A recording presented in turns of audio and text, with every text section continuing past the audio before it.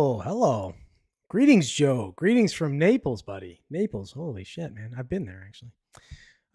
Nice place. Welcome to the show. Happy Remembrance Day. It's a good day to remember all the folks that have sacrificed, made the ultimate sacrifice for our freedom, which is celebrated right now, at least in the West. Well, most of the West. The U.S. Not as much up here in the northern U.S. state, we'll call us, of Canada.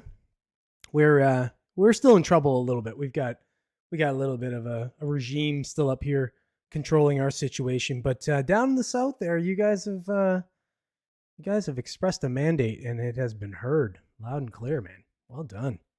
Looks like some big changes coming in the U.S., which we're going to talk about that kind of stuff. I'm a big fan of the change because I was not a fan of the other side of that political spectrum.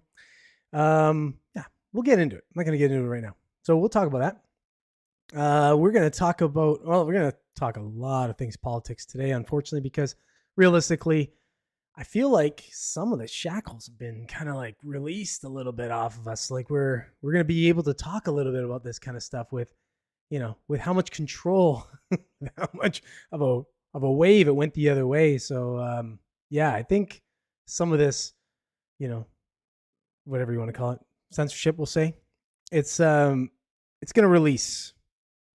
The foot on the neck is going to release a little bit. So we'll be able to talk about this stuff without getting it throttled down as much. I think it's just such a wave coming in now. So we're going to talk about all that stuff. We're going to talk about a pretty disturbing thing. I got to preface this a little bit. It's not a complete thing that's going on, but this little pride touch to the poppy. We're going to talk about this. This came up about 5 years ago, and it's up again this year. Kind of disturbing stuff. I want to talk about it, and we'll see where we land.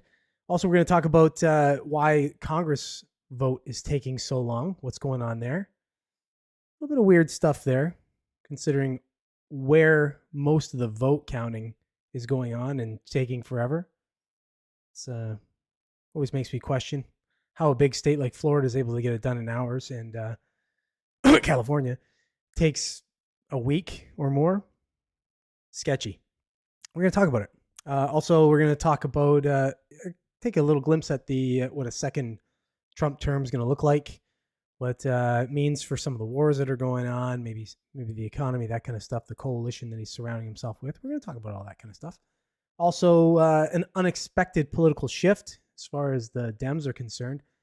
They were expecting a lot more votes from certain demographic groups. Didn't happen. And so we're going to talk about that. It's kind of funny to me. This has been it's been a mandate that has been imposed on this administration, kind of the same as it was in 2008 when Obama was elected the first time. So it's nice to see this. It would have been bad if it were real close, but it wasn't. So this is good news. This is good news for the movement. I think the cultural shift that we're looking to get really going. I think it's finally actually starting. Also, we're going to talk about migration up north. Unfortunately, with a lot of what's going to be happening in the U.S. with all this illegal migrants being pushed out, where do you think they're going? They're going either up or down. And I think a lot of them are going to come up north, up here, up to the great old north. And that's a problem for me and everyone else up here. So we're going to talk about that. And lastly, I'm going to have a little rant. I'm going to go on a little rant. Finally, I'm going to just kind of go a little unhinged. Little rant as to what's going on, what I think about things. I'm going to take some of the guardrails off that I've been holding on to a little bit and see how it goes. All right. Oh, howdy. What's up, Robert? We got two of you in here.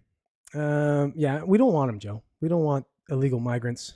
Go back to your countries. Go back to where you came from. Do it the legal way. We don't need you up here either. So, we're all for immigration up here in Canada, more so than the States, because we got a lot of land. But it's got to be done right. You know what I mean? It's got to be done, it's got to be done to the areas that need the immigration. We don't need as much down here in southwestern Ontario, where I'm at. So that's it could be a problem for us. So, anyways, we'll talk about that. Before we do, if you're not yet a subscriber and you're watching the channel and you like the channel, do hit the subscribe. Doesn't cost you anything, but it does help a small channel. Also, like, comment, engage in the content. That helps. Also helps a small channel. And if you miss any part of the podcast and you don't want to go back and watch the whole podcast, don't blame you. You can check out smaller clips. I put them out through the week between Tuesday and Sunday, 5 p.m. Eastern Standard Time. You can check those out, share them, like them, comment, all that kind of stuff. Comment. I like the comments. I like, even when they're shitty comments, I still like them. As long as they're funny, like I said. Keep them funny. Keep them smart. If they're stupid, whatever. You know, a lot of people are stupid and they want to put their comments out there. And by all means, if you want to, it still helps. Still helps the algorithm for me. Just don't expect much of a good response from me. So, anyways. All right. Let's get on to it, boys. We got some things to talk about, some politics to talk about. Happy times, happy times. All right, let's get on to the first thing here. Let me plop this up. This one I'm not happy about, but, you know, whatever.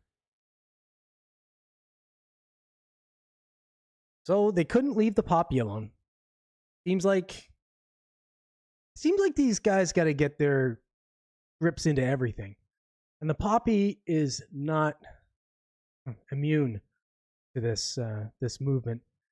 So the LGBT plus IA, whatever the heck the name is now, the alphabet group, they now have a poppy. I mean, I'm not going to blame them necessarily. It was one group that popped this out. I'm going to read this article here. This is Spiked. It's not a very reputable site, but I'm going to talk about this. So get your Progress Pride poppy. Have you ever wanted to signal your commitment to veterans and your undying allegiance to trans ideology? Well, now for just £8 British, you can purchase your very own Progress Pride poppy pin just in time for Remembrance Day. The badge, sold by the Royal British Legion, the RBL, features the traditional red remembrance poppy attached to the ubiquitous eyesore that is the Progress Pride flag. This is the flag that includes not only the standard gay rights rainbow, but also the trans flag, the intersex flag. Yes, they have their own flags now. And 2 black and brown stripes, apparently to represent ethnic minorities. So that's a lot of business going on in there. A lot of different representations. It's like, how many different things can you cram in one flag? They're figuring it out. They're cramming some things in some things, you know. This new pin has struck many people online as a strange move, given that the primary purpose of the RBL is to support veterans, current service members, and their families, not to wade into contentious cultural debates about sex and gender. Also, it's not as if we needed different poppies for different identities before this. Exactly. You know what? This one just bugs me to the core. This one gets me. You can't leave things well enough alone. Just it's pure. It has its own meaning, and you've got to just plop your silly ideologies on top of it. Leave it the F alone. It's pure in its own thing. We're supposed to just we got one day for it. We got Veterans Day in the States. We've got Remembrance Day in Canada. Just to remember these guys and gals that went out there and sacrificed themselves for various wars, whether they were justified or not, depending on your perspective. But mostly World War I and II, which I think there isn't a lot of debate as to whether those 2 wars were quite justified as to our participation in them. So leave them alone, man. Let's just keep certain things sacred, certain things honorable, and not allow this bullshit to go on. The minute stuff like this happens, we should squash it. These guys should be boycotted and smashed into oblivion. You put this garbage out there, that's it. You're done. Anyways, okay. So nevertheless, it seems very institutional now, or must now. Sorry, it seems every institution must now signal its fealty to woke ideology as at every possible opportunity. Indeed, earlier this year, the RBL was also caught advertising for a new head of diversity and inclusion to ensure DEI ideology is woven into everything we do. Nice work if you can get it. If you're wondering, it turns out that the RBL is also, obviously, a member of Stonewall's diversity champions. The scheme, run by the largely discredited gender ideology charity, costs organizations £3,000 each year to belong to. It bills itself as the gold standard for LGBTQ plus inclusion and aims to make LGBTQ plus people feel safe and encouraged in the workplace. Okay, so it's a grift. So the RBL is a grift. And it's a grift in the worst way. I'm not going to read any more of this. It's a good article, actually, to be honest. But I'm not going to read anymore. It's just sad that they're going to jump on something so pure and something so simple as honoring and remembering people that gave the ultimate sacrifice for all of our freedoms, especially in World War I and World War II. And now they're going to try and just hitch their wagon onto something like this. It's beyond awful. We should shit on these idiot groups, these whatever you want to call them, that plop out this nonsense garbage. Ugh. I hope nobody watching this would ever support this kind of thing, and I hope honestly this thing gets squashed, because this is, like I said, about the second time this has come up. 2019, it's kind of reared its ugly head a little bit, but this is another. We got 5 years later, we got another one. So hopefully now with the new administration coming in, stuff like this, at least over here in the West, is just squashed into oblivion.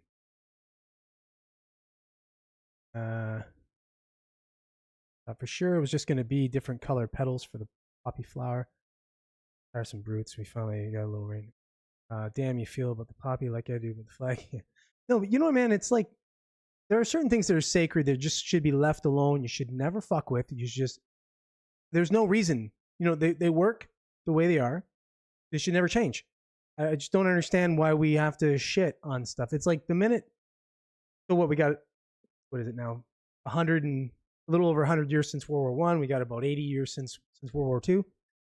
Suddenly, just people forget. They're just like, oh, fuck it. Oh, what's Remembrance Day? What's Memorial Day? They don't care. They want to put this garbage, attach it to it. It's infuriating to me. I just don't understand why there isn't an absolute, basically, like, almost everybody should jump on board on this and say, you know, fuck you. Get this out of here. Get your shit out of here and just shut these guys down. Just go in there. Just, if you want to, you know, if you really want to boycott something, that should be something you boycott. But anyways, yeah, I get a little charged about stuff like that. I just think there's certain things that we shouldn't screw with, and that's one of them. This one got me mad when I read this article. All right. You saying there, Robert? Half of Africa shat itself when Trump won. The other half began unpacking. Yeah, you can't build until you destroy. That's true. For some people. 2 ways to have the tallest building in town. One is you just build the tallest building in town. The other is you smash everybody's buildings down so yours is the tallest. Just two ways of looking at things, right? There's certain people that look at it one way or the other, right? So, all right, let's get on to the next thing here. Now that I've got myself sufficiently mad reading that article and dealing with that nonsense. Okay. Off to the Middle East with them. Okay, so the Congress vote in the U.S. seems to be taking forever. I don't know what's going on with this, but I have suspicions.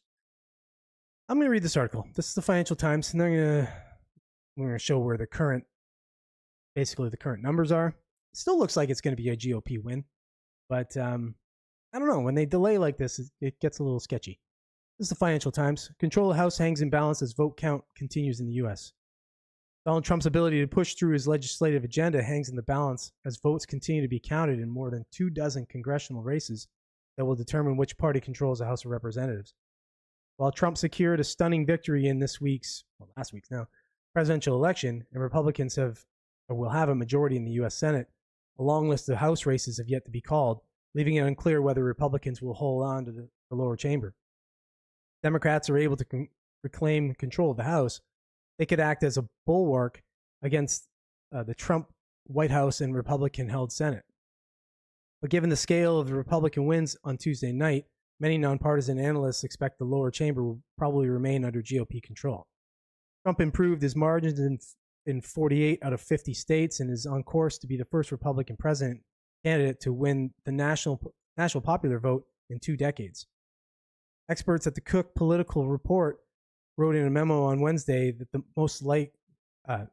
most likely outcome is a GOP trifecta, including a continued narrow Republican House majority. Speaker of the House, Mike Johnson, a close Trump ally who is expected to keep the top job in the House should Republicans hold on to the chamber, has said that the GOP is poised to have unified government in the White House, Senate, and House. So this is, depending on your political leanings, obviously, this would be a pretty strong thing. This is a mandate, again. Like I've said before, this is a mandate this election cycle that Trump's been given, and the Republicans in general, to make some pretty significant changes to the country. People are just pretty sick of what's going on, especially to their pocketbooks as far as with inflation. They're sick of the crazy migration that's going on, illegal migration. Obviously, we don't, immigration's great, but illegal immigration, not good. And I think they're sick of the woke rhetoric. So there's 3 different things that are kind of like push this election to the Republicans, and in such a strong mandate given to them, right? So let me show you the numbers here, though. This is what's left as far as CNN politics. This is what they show is where we're at as far as the House goes. So right now they're giving 214 seats to the Republicans and 205 to the Democrats. If you look at other outfits, they're talking about 216, 207, that kind of thing. But 218 is the majority to win. It looks like the Republicans are going to get it. But here's what's left. Here's where it gets a little sketchy to me. So these are the 16 House races that haven't been projected yet. So the first one's Alaska, which Alaska is typically red, so it's probably going to go Republican. Arizona, there's one there. It looks like they're leading. The Republicans are leading. Arizona, another one. Republicans are leading. But we've got 1, 2, 3, 4, 5, 6, 7, 8, 9. 9 of the 16 are in California. Why can't California count their damn votes? I don't understand how a large state like Florida can get it done in hours, and California takes weeks. It just, it's scary because it lends itself to shenanigans, right? So when you start to see that kind of thing, it's and it gets people's hackles up a little. We got 4 left, and one in Iowa, another one in what does that mean? Anyways, Ohio, and then Oregon. So mostly blue from the last ones there. So if we get a couple of those California ones to flip, realistically, they just have to win 4. Looks like they're probably going to do it. But let's say, for example, all those California ones flip blue. And then the last 3 there, we got Iowa left, 2 in Arizona, and 1 in Alaska to get the last 4 that they need for the majority. Just flip one more of those Arizona ones. Arizona is kind of a purple state, right? So that easily flip there. It gets a little sketchy. I don't know what to say on this one. I don't want to call any shenanigans before shenanigans, but it's just a little weird that it's taken this long. And, this might be the guardrail they're looking for as far as stopping a trifecta in the GOP government, giving Trump getting rid of all the guardrails for Trump. So, yeah, hoping there's no shenanigans, but see. I don't get how you can vote for Trump and then cut off his legs by voting Dems for Congress and Senate. Nonsense. They need to get rid of Mike Johnson. He's not MAGA. I think we need a total moratorium on immigration for at least 10 years. When we get our shit together and Americans are living their American dreams, then maybe we can open up again. Wages will rise. Families will result from that. People will actually be able to have a home that they can afford. Yeah, well, I don't disagree with any of that, Joe. It seems very... See, you speak common sense when you're saying that. So I can't really disagree with that. Yeah. I wonder why they're still counting, Robert, in Arizona and California. Why are they always counting there? I don't get it.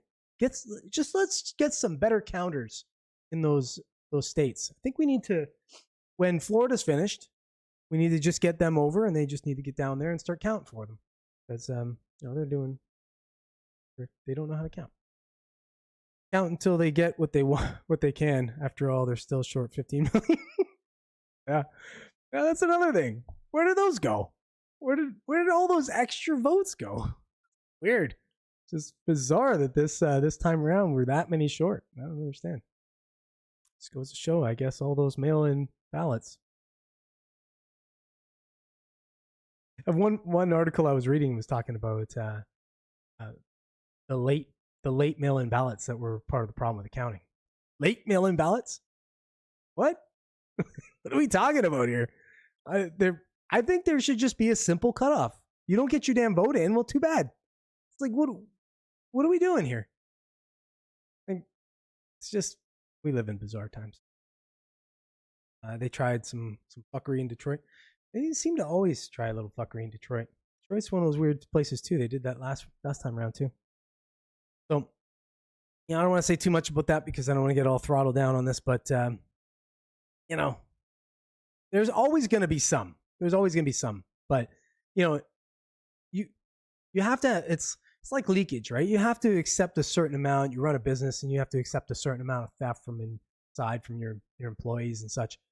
That's why most of the cameras are pointed inward, right? They're watching the employees. But when we get past a certain level of fuckery, it should be okay. Now we need to impose some restrictions and guardrails on that. That's when you start to lose people's, faith in the system. That's not a good thing. So, the good thing, that's why I think the good thing this time around was because it was like it was too big. It was too much of a push the other way to screw around. Winning everything you won. It would have been like trying to take the election off of Obama back in 2008. Good luck. He won everything. He got 365 electoral college votes or something. He even got Florida. So there was a mandate for Obama back in 2008. People were just sick of Bush and the war and all that. So it's the same thing, I think. Coming this time around, you're almost 20 years later. People are just tired of it. They just need it. You get these pushes back and forth, right? I love how fuckery doesn't get the spell check line. Yeah, well, it's been made a word now. It's been used so much. All right, let me get on to the next thing here. Bloop, bloop, bloop.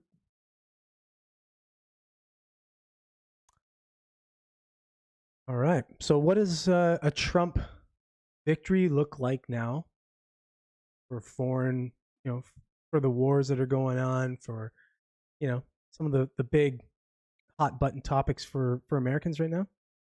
Oh, let's see. What does Fox News have to say about this? Let me read this article here. I don't typically read a lot from Fox News because I like to go to the opposite side, and Fox tends to lean a little bit towards the right, which I just like to go to the other side of the aisle. What does President-elect Donald Trump's win mean for U.S. amid war between Russia and Ukraine? Last week's election of Donald Trump as president of the United States for a second time sent geopolitical shockwaves as the international community waits to see what happens next for U.S. ties abroad, particularly as Russia's war continues in Ukraine. Trump and running mate turned vice president-elect J.D. Vance rallied against the Biden administration's support for Ukraine after Russia's 2022 invasion. And from the campaign trail, the former president said he would bring an end to the war before even entering office. Trump has yet to detail how he will do this. Vance made headlines this year after he suggested that the best way to end the war was for Ukraine to cede the land Russia has seized and for a demilitarized zone to be established, a proposal Ukraine President Vladimir Zelensky flatly rejected. A report Thursday by the Wall Street Journal suggested Vance's controversial suggestions from the campaign trail are now being pushed by multiple advisors close to the president-elect. Trump is not reported to have signed off on any specific steps yet, but according to the Journal, some advisors are encouraging him to push Kiev to agree to terms that would freeze the front lines by creating an 800-mile-long demilitarized zone and allow Russia to keep the land it has illegally seized, which amounts to roughly 20% of Ukraine. It has also been suggested that Kiev should agree not to pursue NATO membership for 20 years, a stipulation that critics of this plan argue kowtows to Russian President Vladimir Putin. Washington Post report on Sunday also claimed Trump had spoken with Putin, where the president-elect told Russian leader not to escalate the war. Trump's transition team would not confirm or deny the call. Zelensky warned this year that appeasing Russia by forcing Ukraine to concede land along with its NATO ambitions would only exacerbate security concerns for Washington and its European allies. Of course, he said that. A bit of a monger, that one. If this were a plan, then America is headed for global conflict, Zelensky said. It would imply that whoever asserts control over territory, not the rightful owner, but whoever came in a month or a week ago with a machine gun in hand, is the one who's in charge. Former CIA Moscow station chief Dan Hoffman told Fox News Digital that officials making these suggestions need to stop treating Ukraine like they're the aggressor state. They don't need to be pushed to make a deal, he said. The question is, how do you induce Putin to come to the table, not Ukraine? If you take things away from Ukraine, you're giving away a lot of whatever leverage you think you might have, Hoffman. Okay, so it seems there's still that resistant pushback to concede on both ends to end this war. Obviously, you're going to have to, if you're Ukraine, you're going to have to concede some land. They took some land, you're going to have to concede some land. But yeah, I think you can kind of negotiate the idea of Ukraine staying out of NATO to give back some of that land. There has to be a demilitarized zone, of course. I think that just goes without saying. That's just going to be something that both sides are going to have to agree to. And yeah, I mean, I think it's I think at this point both are tired of the war, and I think they'll both be looking for an out in some way. But you're going to have to, as with any good negotiation, both are going to have to give up some things that they want in order to come with some kind of resolution. And I think that Trump's going to end up getting there. I think when you start taking the money and the backing the U.S. away from Ukraine, they're gonna be forced to do just that. And I think I think the pre-Biden whatever you want to call it relationship that the U.S. had with Russia will be restored, and I think some of that's going to lead to just whatever you want to call it. It won't be a peace, but it's going to be like basically a ceasefire. So I think Trump's probably the only one that actually gives a shit to do this, and I think he's the only one that has a mandate to do it. So we'll see what he does in the next couple months before he takes presidency, because that's where he said he's gonna end this war. I tend to believe him. How did the no war thing work out under Obama? Yeah, well, it's just they lie, right? They say that. They just say they're not going to do this, they're not going to start new wars, they're not going to do this or that, and then they just don't report on the new little wars they start all over the place, like Yemen and stuff. But yeah, this one I think it's just, this one's kind of fizzling out on its own. I think U.S. support for the Ukraine push there is waning. I think people are just tired of it. 2 years in, they're kind of like, all right, well, nothing's happening. Trump's going to go in there. He's going to do a little bit of negotiating. He's going to do some threats, and they're going to back off. They're going to cease fire for a while, and then you're going to see the regular rhetoric that went on between them, some political bullshit, some push here and there, a little Cold War type stuff going on, and it's just going to be back to a level of normalcy. And then we can get that money that we've been given to Ukraine, put it into something else. All right, let me get on the next thing. This one's funny. This article, I like this article. This is like a little stick in your craw, Dems. So the Democrats thought that they had this one in the bag, I think. They thought they had some good pushes with the different demographics, the black vote, the Latino vote, all these different segments of the population that they thought they were going to win. And it turns out that Trump stole a lot of the votes that they thought they were going to get. I'm going to read this article. This is the BBC. So, better or worse, BBC's, they are what they are. Democrats bet on a generation of liberal voters has backfired badly. After Barack Barack Obama's victory in 2008, many triumphantly claimed that the liberal voting coalition, which had elected the first black president, was growing more powerful as the makeup of America changed. Older white conservatives were reducing in number, and non-white Americans were projected to be in the majority by 2044. College-educated professionals, younger people, black Americans, Latinos, and other ethnic minorities, and blue-collar workers were part of a coalition of the ascendant. These voters were left leaning on cultural issues and supportive of an actual federal government and a strong social safety net. And they constituted a majority in enough states to ensure a democratic lock on the electoral college and the presidency. Demography, what the heck is wrong with my reading right now? These left-wing optimists like to say is destiny. 16 years later, however, that destiny appears to have turned to dust. So instead of reading more of this, I'm going to look at these numbers here. So this is the exit polls after Trump won. 13% of the black vote in 2024 compared to the Republican John McCain's 4% against Obama. So he kind of gains there. 46% of the Latino vote this time, while McCain got 31% in 2008. 43% of voters under 30 against the 32% for McCain. 56% of those without a college degree. Back in 2008, it was Obama who won a majority. So here's the numbers here for Harris versus Trump. So the male vote, it looks like she got 42% and Trump got 55%. Female vote, she got 53%. Trump got 45%. That makes sense. Women tend to vote with their emotion, where men typically use a little bit more of logic that way. So that's where you're going to get that difference there. But it's nice to see that he got 45% of women. Race vote, white, she got 41%. He got 57%. Black, she got 85%. No surprise. Trump got 13%. Hispanic Latino, she got 52%. Trump got 46%. Asian, 54% for Harris, 39% for Trump.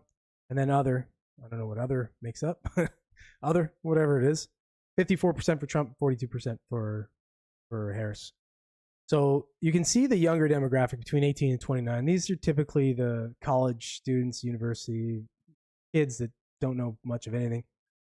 They voted 54% for Harris over 43% for Trump. And then you got the 30 to 44. Basically, it's a split, 49 to 48. Then you got the 45 to 64. That's, without giving my age, that's kind of my demographic there. You got 44 for her and 54 for Trump, and then 65 and over. It's a split again. So it looks like he got the biggest swing there is the 45 to 64. And that's probably going to be the more conscientious voter. That's the one who really cares about their pocketbook, that really cares about some of the key issues like wokeism and that kind of stuff that you're seeing that people were heavily pushing back against. And then education, you see college graduates, 55% went to Harris, 42% went to Trump, and then no college degree, 42% for her and 56% for Trump. And what's funny about the BBC, including that last line there, the education, they're probably trying to say something like, because they're left-leaning and propagandist organization, they're probably trying to say that the Trump voter is primarily, dumber than the Harris voter or the Democratic voter, liberal voter, whatever. So, whatever. You know what? This goes to show that having a college degree or no college degree doesn't mean much when it comes to common sense. Because I think one candidate's common sense, the other one is just nothing but bluster and feels. This is good. I mean, it shows a shift. I mean, this here, the fact that they're surprised with this general shift just shows that there's a cultural shift happening, that people are pretty sick of these woke ideology and this very left-leaning, propagandist message basically coming from the Democratic Party. And it's a swing back to common sense and just some of the things that really actually matter to voters, like what your grocery bill is going to be, or how much you're going to pay at the pump, or things like that. How much immigration is coming into the country and affecting housing prices. So a lot of these common sense whatever you want to call it, common sense pieces of. I'm losing my thought here, but yeah, it's just a swing back to common sense at this point, which is nice. It's finally this mandate is a big deal for the cultural swing, and just happy to see it. There over here, all the Afrikaners are thinking Trump's going to save them from the swart Gavar. I don't know a lot about African politics or anything there. To be honest, I'm pretty ignorant to that part of the world. But so I don't know what you're talking about. But I just know that the U.S. and support for the U.S. over there seems to be waning, which is kind of weird. I don't know if that's a push because China's now making a big push around the world for their geopolitical influence. So I don't know if that's a symptom of that, or if it's just, I don't know, just tired of U.S. interference in other countries. I'm not sure, but I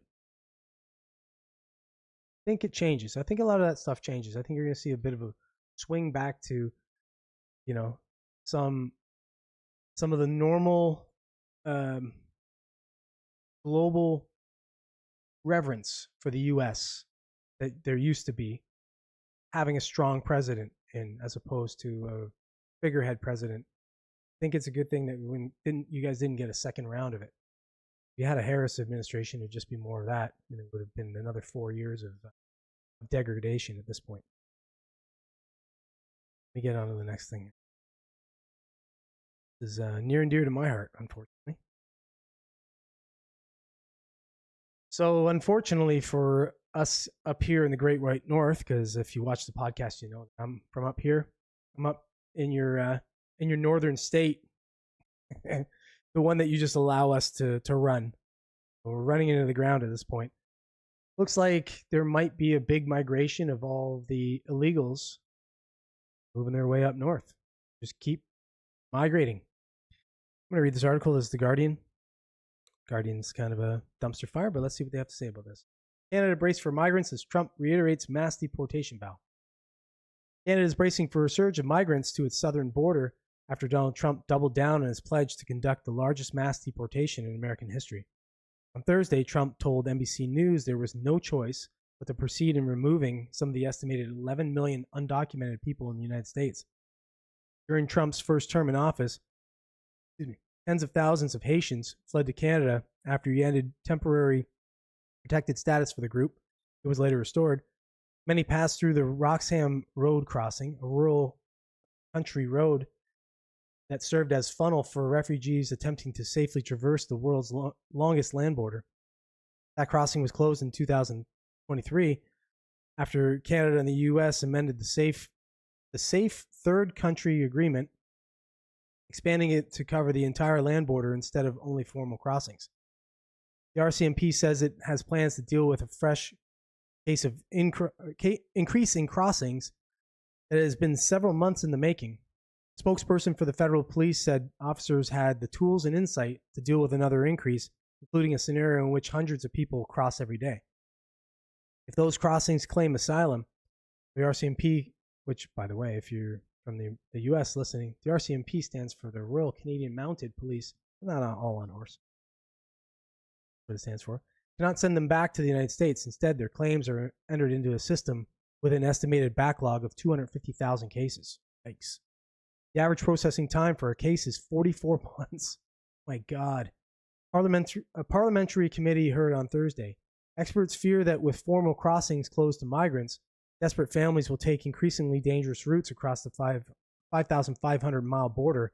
In many locations, the terrain and the weather can be deadly.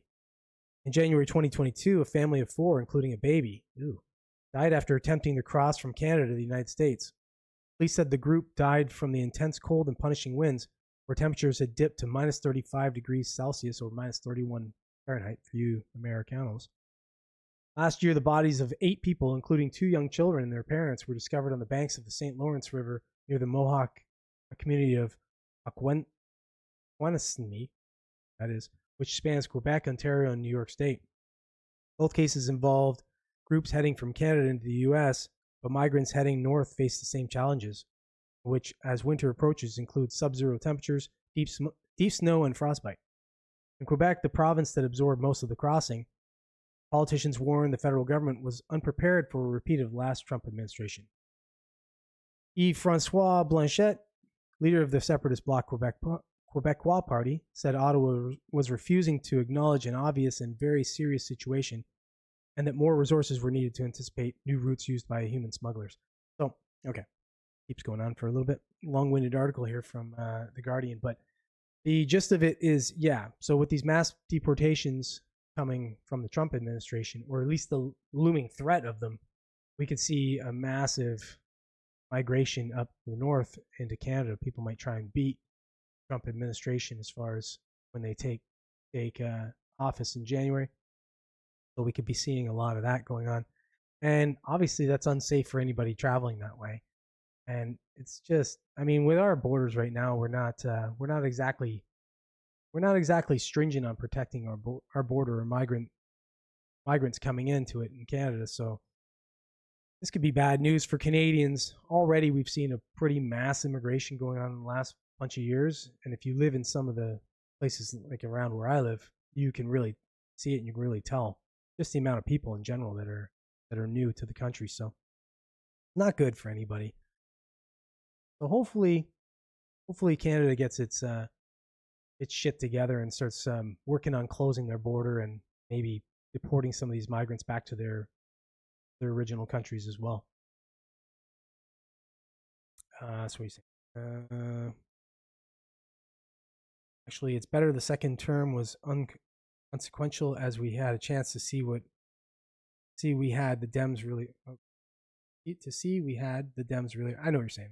Saying that to see how bad they were. Yeah, no, I agree. I kind of agree with that. But although, I mean, it was 4 years of shit living around here. I mean, so inflation. I mean, I don't know if it would have affected us as much anyway up in Canada because we still had our shitty government. But yeah, I agree with you. It did give people. They expected something. They were like, oh, let's vote Trump out. They get the Dems in, and they go, oh shit, man. We had it better when Trump was here, so they vote him back in. He gets voted in with a mandate, right? So it does work out better for him. Swart Gavar is Black Danger. Oh, okay. Got some weird slang over there, brother. Trump's new border czar is a no-nonsense sort of chap. Yeah, that's true. He is. Some of his appointees are pretty good. I mean, we knew he was going to appoint his campaign manager, Susie, to his chief of staff. Seems to be she's pretty crack gunner type individual.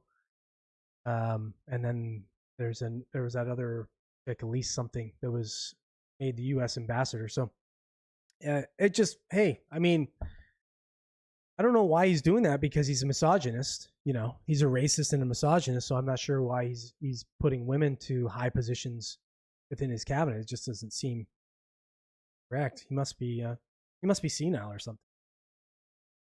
Maybe he's just not a misogynist. Weird.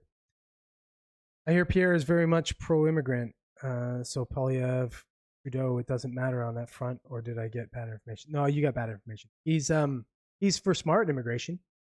But yeah, I mean, Canada, like I said, Canada's always been pro-immigration. We need immigration. Realistically, we have a country with like 40 million people in it with a landmass bigger than the U.S. So we can use immigration. The problem is that they keep immigrating to very small sections in like southwestern Ontario and all around Toronto and such. Right? So you just get this mass glug of people.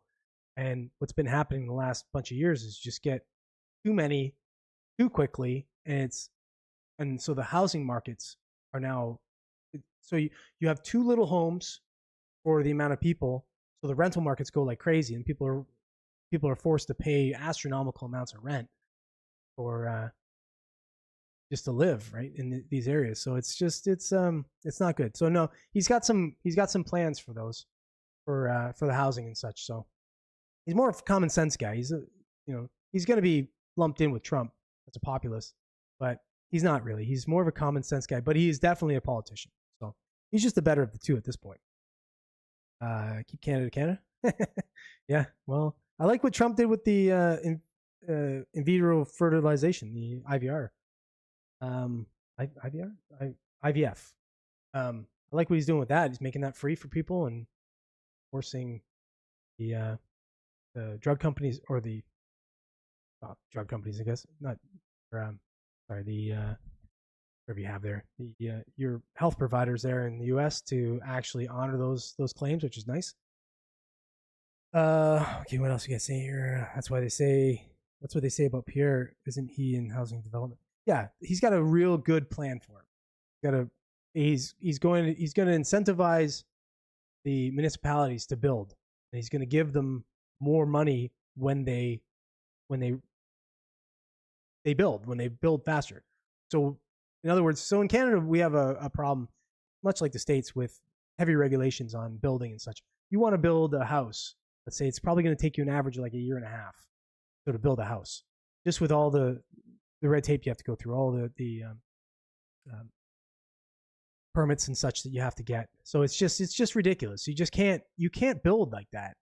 I mean, there's a certain amount of regulations that obviously are good, but then we're just overregulated. So he's going to force municipalities to go easier on those permit regulations and actually push building, which is, it's just going to help. If you can get rid of this glug, you get more supply in there. The demand's so high and the supply's so low. If you can get the supply up, then the demand and the supply start to match out, and you can get those housing prices down. It's not great for people like me who own a house, and so my property value is probably going to drop some, but whatever. Overall, it's better for the economy. So I'll take a bit of a haircut for it. If we can start drilling again in Canada, I might come back. Or you might come back. Yeah. Well, I think they will. I think I think that's going to be a little of the mandate as well. I haven't heard what his policy is on that, but I think that's going to be some of it. I think we're going to get a little pushback off of this heavy green initiative in Canada and move to a little bit more of a balanced thing, which would be nice. Get rid of some of these carbon taxes we pay. Yeah, so bringing in immigrants is good for his bank account. It's good for everybody's bank account, apparently. My family in BC is terminal TDS. Painful to hear. Yeah. There's a lot of Trudeau syndrome. It's but I think he might get ousted as the party leader, which would just mean they're going to call for an election at some point. I think you can see that probably early next year, someone around like March, April, that they'll have like a no confidence vote. You'll hear it here. You hear it here first. I'm predicting a no confidence vote against Trudeau and the Liberal Party. They're going to try and oust him and get somebody else in there so they can get ahead of Poilievre and try and steal some of the momentum that he's taking and try and hold on to a Liberal minority government. Okay, well, I don't have anything else to talk about, but kind of just wanted to riff the last little bit anyway. Kind of wanted to go on a little bit of a rant, just a rant as far as where we are, what's going on, what's going on culturally, what's going on, politically, what's happened in the States. It's this has been the mandate of our lifetime, essentially. There was Obama, now there's Trump getting this massive mandate to change the political future, the just overall future of the U.S., which is nice to see. And what's crazy to me is that for years now, since 2015, essentially, when Trump decided to run, he's just been called every name in the book. He's been Hitler. He's been basically a Nazi. He's been a racist. He's been a misogynist. He's a felon. He's all these different things. But he's never really shown any of that. He wasn't going to leave office. He was going to be a dictator. All these different things. If he got in, he was going to, change the government so much that it was going to, ruin democracy. All these different things they said about Trump. None of it came true in the first term. And yet they still pushed this shit the second term for his third presidential push. They still push the same shit. it's just good to see that the American voters didn't believe it en masse, and they voted with common sense this time around instead of with, you know, raw emotion. And I think, honestly, I think what they did is, I think putting Kamala in there was just, it was just a gamble that didn't pay off, which was beautiful to see. I don't understand why anybody thought that gamble was going to pay off. It was so, that gamble was so odd to me that it looked like they were, when somebody's throwing the game, it looked like they were throwing the game to me.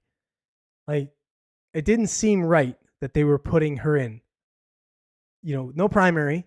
If you had no primary, why not just, why not try and inject someone else in there? Like a Gavin Newsom or something like that, right? But I think they thought they were going to be able to ride this wave of the first woman president, the first black female president, all these kinds of demographics, all these ideologies that she was hitting essentially. And they could just ride it without any, with her having no real policy behind her. She just seemed to mimic some of Trump's policies. She, denied other things. It was just a funny election that, just to me at first, for a while there, seemed like it was them throwing the game, essentially. Kamala, straw that broke the camel's back. That's pretty good. I've never heard that one, but I'm just happy to see. I'll tell you, I'm very much a moderate. I've always been a moderate. I'm left of center, right of center on different things. Always been. But as the Overton windows move so far over to left, you see people that are classic liberals, classic just left of center, moving to right of center, because right of center seems to be the landing point for common sense at this point. And now when you see this vote, this mandate, I'll keep calling it a mandate, it's encouraging. It's encouraging culturally to see that we're finally making a push back to common sense overall. Because for a while there, it just didn't seem like it. It seemed like we were just going to keep pushing these woke ideologies, transgender movement, all this kind of stuff, which, again, I'm not against the transgender movement in general. Anybody deserves rights and such. It's when you start to infringe your desire for rights against other people's rights. In other words, a transgendered woman, so a biological male going into female washrooms. How is that looking out for the rights of the biological females that are going into those washrooms and want a safe space? It doesn't make any sense. So you're infringed off of common sense, and you're going into these ideologies. We're placating these ideologies, these woke ideologies. So I'm just happy to see that we're finally, I think the pendulum's finally shifting over the other way, and people have finally voted with common sense as opposed to their feelings. And, I think we're going to return back to a level of normalcy, with Trump in, post-Trump. I think we can get back to some sense of normalcy, because I think at this point now, the next election cycle, you're not going to see this thing, because Trump's not going to run again, right? So you're not going to have this heavy MAGA thing again. So what are they going to do? They're going to just try and go back to attacking Republicans versus, the Republicans are the party that are going to steal all your rights, and they're going to steal your right to abort babies and all this kind of stuff, this nonsense that they've been pushing for a while. So it's just going to be this heavy return to normalcy. I think the polite politics that we used to see, that we haven't seen now for the last 12 years, essentially. Well, not 12. Yeah, I guess. Well, no, it wouldn't be 12. 9 years since 2015.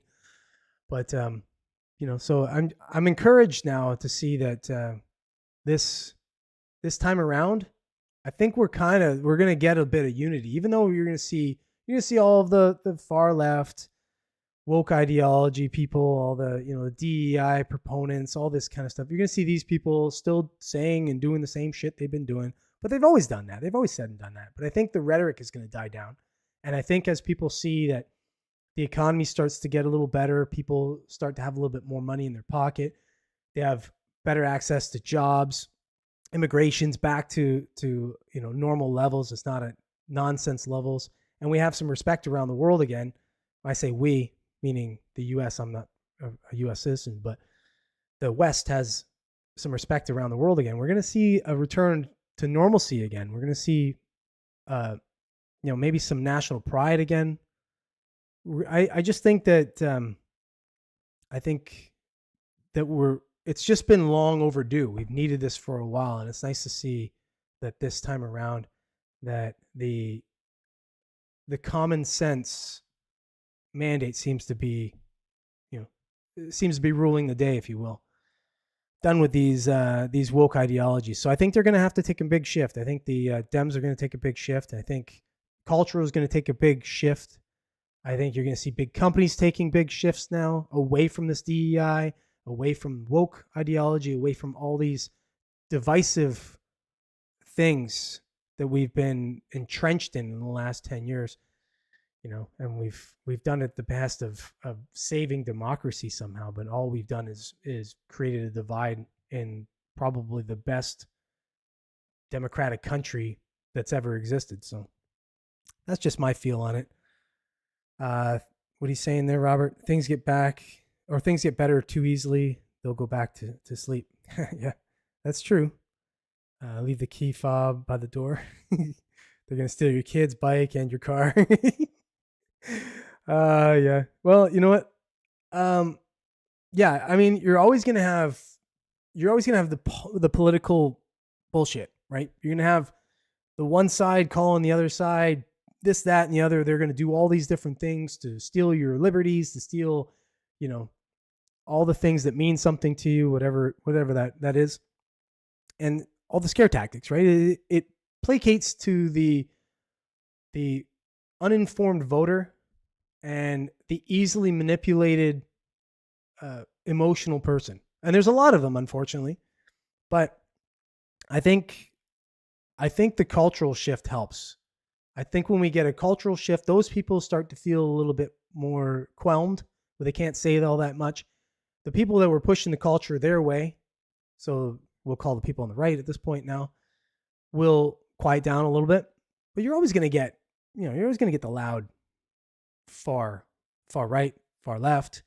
They're always going to be loud. They're always going to be saying their shit. They're always going to be the ones that are doing the most, they're pushing the most rhetoric. That's not going to change, but I think we've moved in the right direction. I'm really excited about the future with people like Elon Musk being part of, a heavy part of the government, RFK Jr., sensible people that are trying to move in the right direction for the better of society.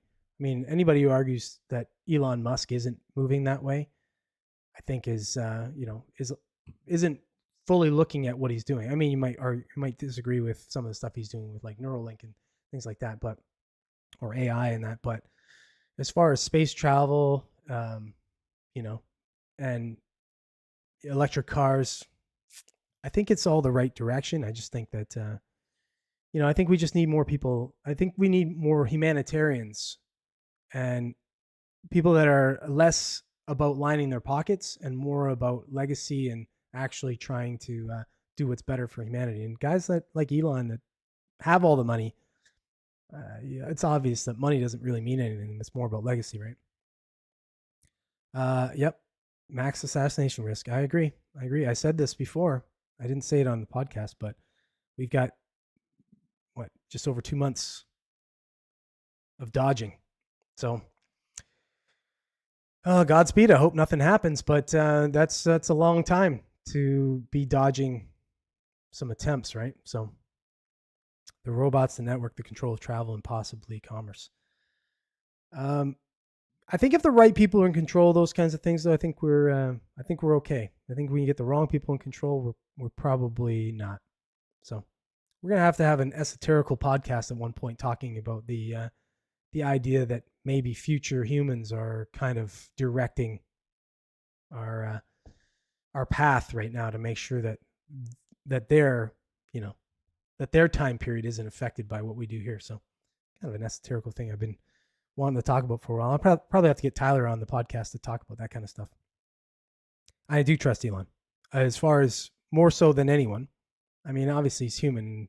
Humans are flawed, but I think his heart's in the right place for the most things. I think the fact that uh, they bought Twitter is a huge. It just shows that he cares about free speech. And without free speech, I don't know how we are a society. I don't know how you can quell people from being able to say what they think, and you know, it's just nonsensical. We just might as well be automatons at that point. If we can't, I mean, already I have a podcast that I have to watch what I say, or else I get throttled. So it's I would love just free speech to be able to say whatever I think. You want to listen, you listen. If you don't, turn me off. It's no big deal. So I do. I think Elon's a good thing. I think RFK Jr. is a good thing. I think Trump this time around, while I wasn't a big fan of him um, the first election cycle in 2016. I became a big fan this time around. Even in 2020, I wasn't a big fan because I thought he was awful during COVID. So I wasn't really a big fan of him, but I was afraid of what was going on the left, so I was more so leaning towards him.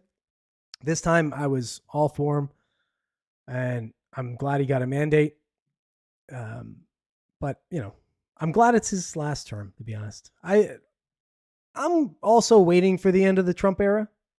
I just I want to return to normalcy, but I want to see people.